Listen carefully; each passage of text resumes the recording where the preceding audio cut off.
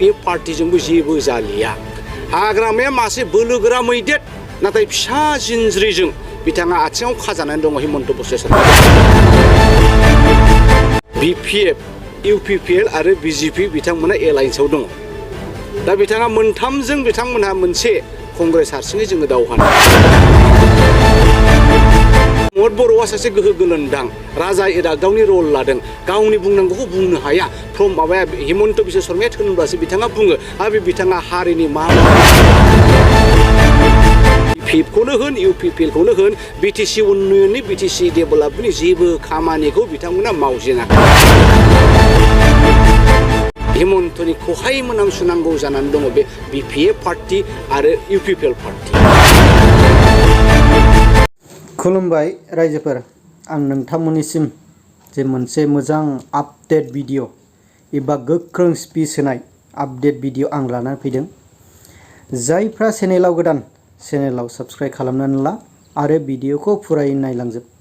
बे नोंथांमोना मा रोखोम मानाव गेदेर जे दाख्लै क'क्राझार लकसभानि MP कंग्रेसनिफ्राय दारायनाय गरजन मोसाहारि सारा गोख्रों रावजों बुंदों नोंथांमोनहा भिडिअखौ नायलांबा बुजिगोन दा BPF आरो UPPLआ सोरनि आथिं सिङाव गादबनानै दोनजानाय दा हाग्रामा महिला सारखौ मासे बोलोगोरा मैदेरजों रुजुदों आरो जोंना मानाव गिदिर दा दैदेनबाय थानाय UPPL जे गभर्नमेन्टनि CM मानाव गिदिर प्रमद बर' सार बिथांमोनखौ माबि पजिशनजों जे बिनि बुंनाय रावा जे गोरा गोख्रोङैनो जे सिलाय गुलि गावनाय बायदि थांनांदों जोङो भिडिअखौ नायग्रोनि दिनैनि हाबाफारिया जोंहा AICCनि सेक्रेटारि आसामनि को-इनचार्ज बिथां पृथ्वीराज साथे बिथाङा दिनैहाय उदालगुरियावहाय मण्डल कन्वेन्सन लाफैदों आरो बे मण्डल कन्वेन्सनाव ओरैबायदि इन्टारेस्टिं माखासे तथ्यफोरखौ जोङो मोननो हादों थांनाय लकसभा इलेक्शनावहाय केन्डिडेटआ बबेबा ब्लकआव खनसेबो गिदिङाखै मिटिं माटां खालामाखै थेवब्लाबो बेफोरबायदि जायगायाव जेरै धनस्री सबसे बांसिन भट कंग्रेसआ मोनदों 5 सेरफां BJPआ बांसिन मोनदों खिन्थु जों सेकेन्ड मोनदों जेरावहाय मिटिङानो खालामाखै भिजिटआनो खालामाखै दा बे माखासे तथ्यआ जोंखौ एक्चुअली खोब सांग्रांसिन खालामदों जे दङ कंग्रेसनि भटआ उदालगुरियाव खना गोदोसोनानै दङ जोङो बेखौ टाइमलि जुदि बुरखाङोब्ला फोजाखाङोब्ला एबार नैबे जे 25आव जानो गोनां जे BTC काउन्सिल इलेक्शनाव कंग्रेसआ गभर्नमेन्ट दायाब्लाबो 9थानिफ्राय 12था सिटखौ मोनगोना खोब रोखा जानानै दङ दा बेखायनो जोङो बेखौ उसिला लानानै पुरा गियार आप खालामदों जे जेराव बुथ जाजोबाखै बेखौ बुथखौ माबा बानायनांगौ जेराव मण्डला जाजोबाखै बेखौ दाफुंजोबनांगौ ब्लकआ जोंहा फ्राय रेडि जाजोब्बाय दा बे हिसाबै जोंनि डिजाइनफ्रा खोब मोजां फ्राय मेक्सिमाम मण्डल प्रेसिडेन्टफ्रा सफैदों बुथ प्रेसिडेन्टफोरखौ जोङो लेंहरनाय जायाखै आरो एबारनि फैबाय थानाय समाव जोङो नैबे ईदआ मुस्लिमफोरनि बे रमजाना जोबनाय लोगो लोगोनो जोङो माबा मोनफ्रोमबो ब्लकआव थामहिनबा कनस्टिटुयेन्सियाव जोङो थाङै मिटिंखौ खालामहैगोन आरो दा बे हिसाबै जोङो आसा खालामदों कंग्रेसआ बांद्राय गाज्रि नङा नुदों जोङो बबेबा जायगायाव ओरै क'क्राझार चिरां आरो माबायाव बाक्साफ्रावहाय जेरावहाय जोंनि बुथ कमिटि दङ मण्डल कमिटि दं बाहाय BJPनि जिनिरबो गैया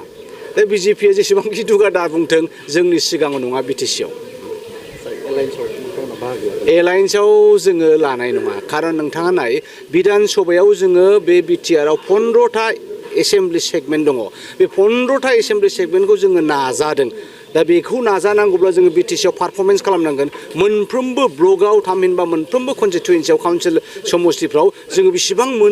मोना जेनब्लाबो देरहाबो बिनि मोनसे इसाराखौथ' जोङो नुगोन दा बेखायनो दिनैसिमाव खुनु एलायन्स पसिबिलिटि गैया BPF आरो UPPLनि मोनसे एलायन्सआव जेरै जथाय जानायनि मोनसे सरसा सोलिबाय थादों बे समाव बेथ' नोङो BJPआ दाखालिनो जोंहा माबाया दानि गोदान प्रेसिडेन्ट बिथाङा होनबाय जेराव हाग्रामाया दारायगोन बावहाय BJPआ होदेरनाय नङा जेराव UPPLनि बस प्रमद बर'आ दारायगोन बावहाय जोङो BJPबो होदेरनाय नङा बेनिफ्राय मोनसे रोखा जाखाबाय जे BPF UPPL आरो BJP बिथांमोना एलायन्सआव दङ दा बिथाङा मोनथामजों बिथांमोनहा मोनसे कंग्रेस हारसिङै जोङो दावहा नांगोन आरो बावहाय नुख्राबाय बर' रायजो राजाफ्रा बे हाग्रामा थामहिनबा BPF पार्टिजोंबो जेबो जालिया हाग्रामाया मासे बोलोगोरा मैदेर नाथाय फिसा जिनज्रिजों बिथाङा आथिङाव खाजानानै दङ हिमन्त बिश्व शर्माजों बिथाङा जेसेबांखि बाब्राबा खामानि गैलिया फारसेथिं प्रमद बर'आ सासे गोहो गोलोन्दां राजा इरागदावनि रल लादों गावनि बुंनांगौखौ बुंनो हाया माबाया हिमन्त बिश्व शर्माया थोनब्लासो बिथाङा बुङो आरो बे बिथाङा हारिनि मा मावगोन गोथाव गोथाव बुङो गोदै गोदै बुङो गासिबो बाथ्राया थगायजोबनाय साख्रि बाख्रि गावनो होनबाय मोनफ्रोमबो न'खराव साख्रि मोनगोन माबा साख्रिया आलदा बुस्थु जबा आलदा बुस्थु बेफोरो प्रमद बर'नि खुगानिफ्राय समाया मोनसेबो जोंनि मोनफ्रोमबो जिल्लायाव बे मोनबा जिल्लायावहाय मोनसेबो प्रमद बर'आ दिनै फेक्टरि कारखाना इन्डास्ट्रि खालामनो हायाखै जोङो मिथिगौ साफ्रोमनोबो साख्रि होनाया असम्भब नाथाय जोङो फिसा फिला गेदेर उन्दै जुदि कल कारखानाफोर खालामोब्ला जोंनि बिदा फंबायफ्रा दिल्ली बम्बेयाव गोदाव सोराव थैनांनाय नङा आद्रि जाहैनाय नङा बिसि फिसा एखे दावराव दावसि फिसाया हरै थांबा बिसिया हरै खारलाङो बेबायदिया जानाय नङा दा बेखायनो BPFखौनो होन UPPLखौनो होन BTC उन्नयननि BTC डेभेलपमेन्टनि जेबो खामानिखौ बिथांमोना मावजेनाखै दा बेखायनो एबारावहाय जोंनि मुद्दाया बेनो थारमाने नोंथांनि बायदिब्ला BPF आरो UPPLआ दिनै हेमन्तनि आखाइ मुथियाव 100 बार बिथांमोना आखाइ मुथियाव एखेबारे इच्छा आरो लुबैयाब्लाबो हेमन्तनि खहाय मोनामसुनांगौ जानानै दङ बे BPF पार्टी आरो UPPL पार्टीया नोंथांमोननि देरहागोन निश्चय जोङो देरहागोनखौ होनथ'वाखै खिन्थु एबाराव जोङो साइसेबल नाम्बार अफ जोङो काउन्सिल सिटआव देरहागोना एखेबारे रोखाथार आरो बेफोरबायदिसो जानांगौ जोंनि जे एमपिफोर जेनेबा क'क्राझार लकसभायाव जे एमपिफोर जानानै थांदों बेफोरबायदिसो जानांगौमोन जे बेफोरबायदि गोरा गोरा गोख्रों राव दैखांनो हानाय गोगोम खोथा बहननो हानाय जे टेबोल सौख्रांलायनो हानाय बेफोरबायदि लिडारसो जानांगौ जे फैगोन बिसायख'थियाव जे कंग्रेसाबो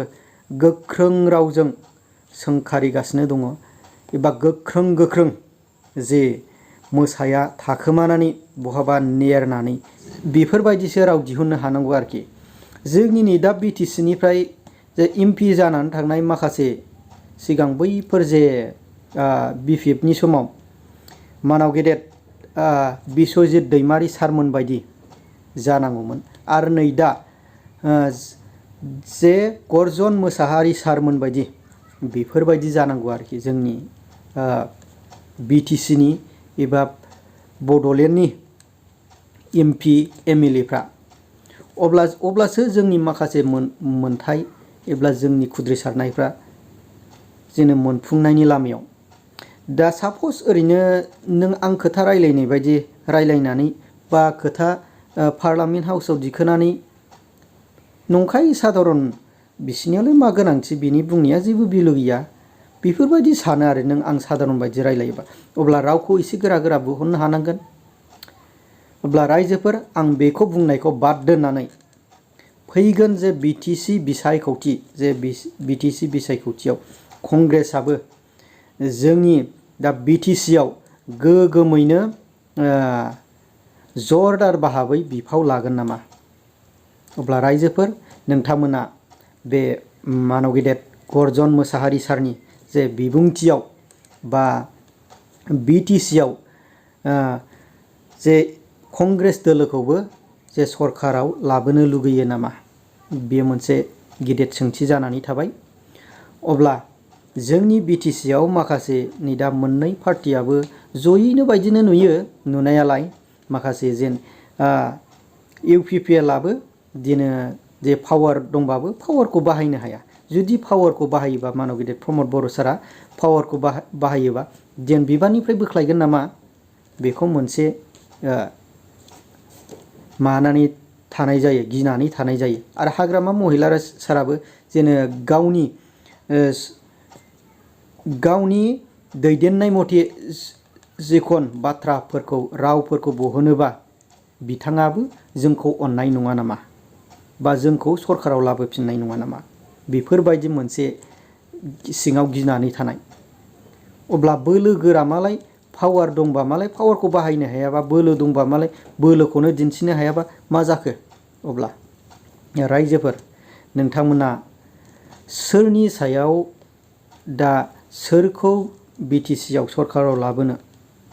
दा सोर दैदेनगिरि बायदिखौ BTC नि जे MPLA एबा कनस्टिटिउशननि सायख'नो नोंथांमोननि कमेन्टनि गेजेरजों फोरमायहरबानो जाबाय।